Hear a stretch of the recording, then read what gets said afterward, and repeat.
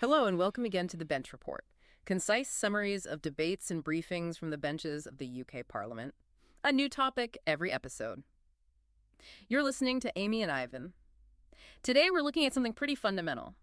The UK's voting age. And, well, it isn't actually uniform across the board. That's right. You've got reserved elections, UK Parliament, local elections in England, police and crime commissioners where it's 18. But then you head over to Scotland or Wales. And for their devolved elections, Scottish Parliament, Syndod Cymru, local councils, the age drops to 16. And the really big news, the recent development, came this past July 2025. The UK government confirmed it intends to legislate to bring that voting age for reserved elections down to 16. And they're aiming to do that in time for the next general election. Which is quite a significant shift. It actually mirrors a commitment Labour made previously. It does. And the idea is partly about consistency, isn't it? Bringing those UK-wide votes in line with Scotland and Wales. And the government's rationale. Well, they point out that 16 and 17-year-olds are often working, paying taxes, contributing to society. So they should have a say in how things are run. That's the core argument for participation, yes. Which naturally brings us to the debate itself, because there are strong feelings on both sides. Absolutely. On the for side, you have quite a few political parties arguing that if 16 and 17-year-olds have other serious rights, like joining the army or getting married, though with parental consent in both cases, then voting fits into that picture. And there's the argument it boosts political engagement early on. We saw that play out in Scotland, didn't we? We did. Ruth Davidson, former Scottish Conservative leader, actually changed her view. She did, after the independence referendum, seeing how engaged 16 and 17-year-olds were. Her quote was quite direct. They are old enough to vote too. But, as you said, there's opposition, primarily from the Conservative Party and the DUP. Yes, and figures like Paul Holmes have raised questions about, well, consistency from the other direction. His point being, why allow a 16-year-old to vote but not buy a lottery ticket? Or alcohol, or marry without consent, or even stand for election themselves. Nigel Farage raised similar points about candidacy age, too.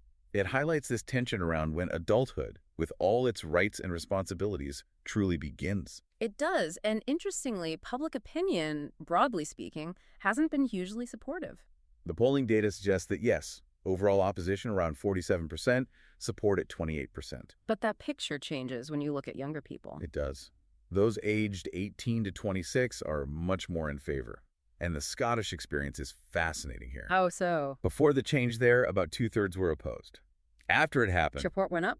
flipped to 60% support. And an expert panel in Wales concluded something quite profound, Which was? that there's really no single age where someone suddenly acquires all adult rights and responsibilities. It's more gradual. That makes sense. Now, you mentioned earlier potential impacts on turnout. There were concerns back in 1970 when the age dropped to 18. Yes, that it correlated with lower turnout, maybe because young adults were moving less settled. But the research for 16-year-olds suggests something different. Quite different, actually. Evidence from places like Austria and Scotland, where they already have voting at 16, is quite revealing. In what way? It shows 16 and 17-year-olds are often more likely to vote than those slightly older first-time voters, say 18 to 21. Really? Why might that be? A key factor seems to be living at home.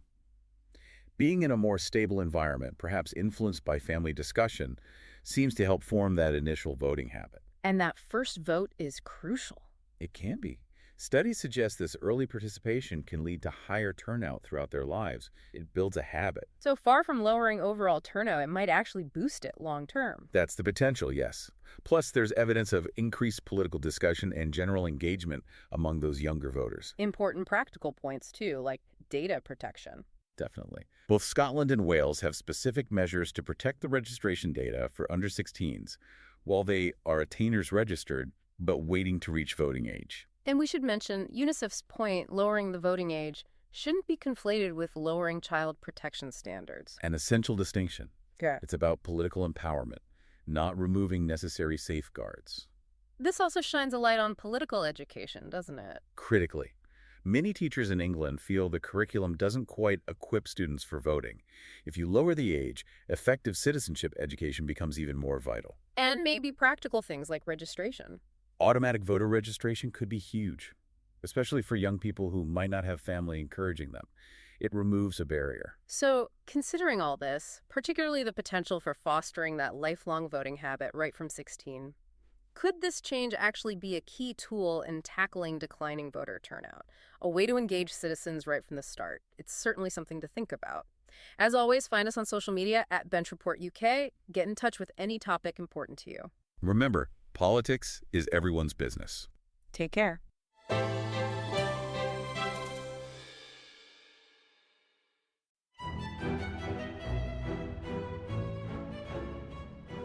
Hello there, this is Tom, the producer of The Bench Report. Listener suggestions are vital to my mission of making politics more accessible and accountable. So, if you have an issue that's really important to you, personally or professionally, and want to know what those in power are doing about it, please get in touch via email or via our socials at Bench Report UK. I'll grab another coffee and start scanning those parliamentary archives.